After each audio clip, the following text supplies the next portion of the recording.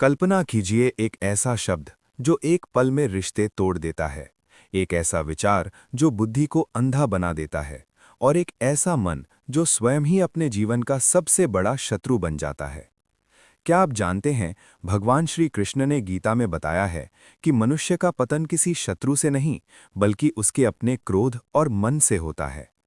क्रोध कैसे मोह को जन्म देता है, मोह कैसे स्मृति को नष्ट करता है, और स्मृति के नष्ट होते ही इंसान कैसे गलत निर्णय लेकर अपना जीवन बिगाड़ लेता है।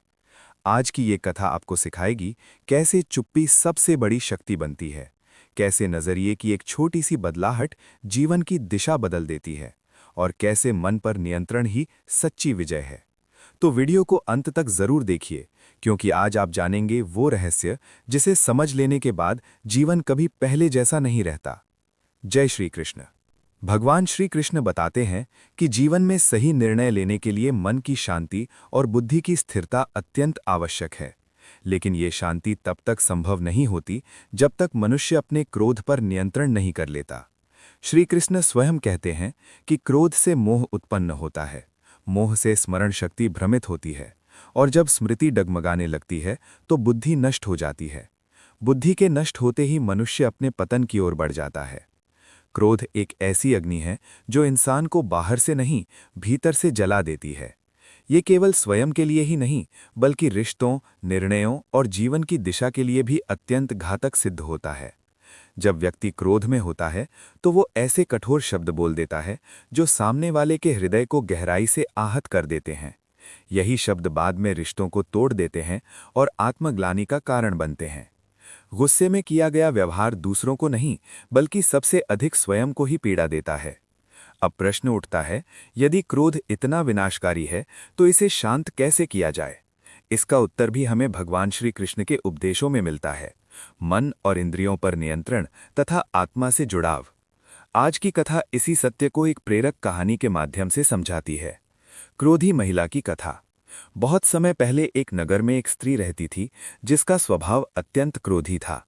छोटी छोटी बातों पर उसका गुस्सा भड़क उठता था। वो ये नहीं देखती थी कि सामने कौन है, बड़ा या छोटा। क्रोध में वो बिना सोचे समझे कठोर वचन बोल देती थी, चाहे उससे किसी को कितना ही कष्ट क्यों न पहुंचे। इस कारण उसका परिवार और पड़ोसी उससे दुखी रहने लगे थे। लेकिन जब उसका क्रोध शांत होता तो वो अपने व्यवहार पर गहरा पश्चाताप करती। वो स्वयं से कहती, काश मैं अपने गुस्से को काबू में रख पाती। एक दिन उसी नगर में एक ज्ञानी संत आए। उस महिला ने उनके चरणों में जाकर अपनी समस्या बताई और विनम्रता से समाधान मांगा। संत ने ध्यानपूर्वक उसकी बात सुनी और उसे एक छोटी शीशी दी। उन्होंने कहा, जब भी तुम्हें क्रोध आए, इस शीशी से कुछ बूंदें मुंह में रख लेना और तब तक मत निगलना जब तक मन शांत ना हो जाए। महिला ने वैसा ही किया। हर बार गुस्सा आने पर वो बूंदें मुंह में रख लेती और चुप हो जाती। कुछ ही दिनों में उसका स्वभाव बदलने लगा। एक सप्ताह बाद वो प्रसन्न होकर संत के पास गई और बोली, महाराज, आपकी औषधि ने चमत्कार कर दिया। संत मुस्कुराए और बोले, बेटी, उस शीशी में कोई दवा नहीं थी, केवल साधारण जल था। असली औषधि तुम्हारी चुप्पी थी। उन्होंने समझाया कि जब तुम बोलती नहीं थीं, तब ना किसी को चोट पहुंचती थी और ना ही क्रोध को बढ़ावा मिलता था। यही सच्चा आत्मसंयम है।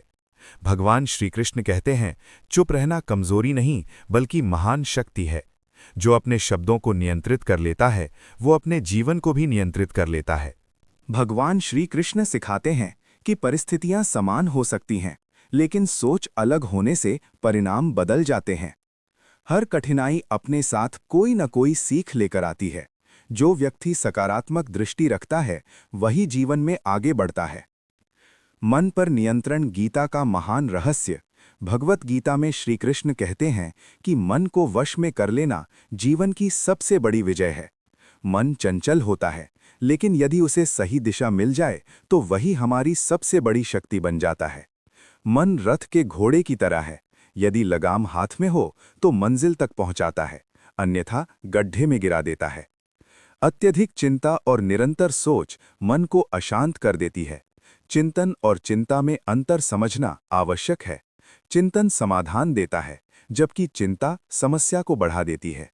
मन अक्सर अतीत में उलझा रहता है या भविष्य की कल्पनाओं में खो जाता है, और वर्तमान को भूल जाता है, जबकि जीवन केवल वर्तमान में ही जिया जा सकता है।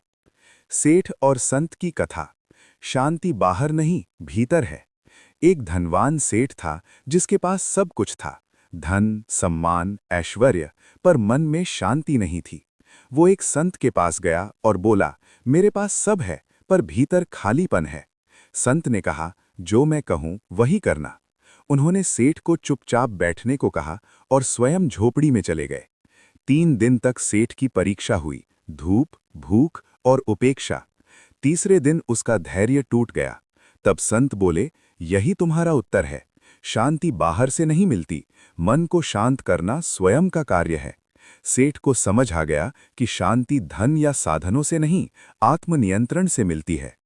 भगवान श्री कृष्ण कहते हैं, क्रोध छोड़ो, विवेक अपनाओ, मन को साधो, जीवन समारो, कर्म करो, फल ईश्वर पर छोड़ो, वर्तमान में जियो, भविष्य स्वयं बनेगा। स्वयं को जानो, तभी संसार समझ पाओगे। यही जीवन का सार है, यही गीता का संदेश है। यदि ये विचार आपको भीतर तक छू गए हों, तो वीडियो को लाइक करें, कमेंट में जय श्री राधे कृष्ण अवश्य लिखें और ऐसे ही ज्ञानवर्धक संदेशों के लिए चैनल को सब्सक्राइब करना न भूलें। जय श्री राधे कृष्ण।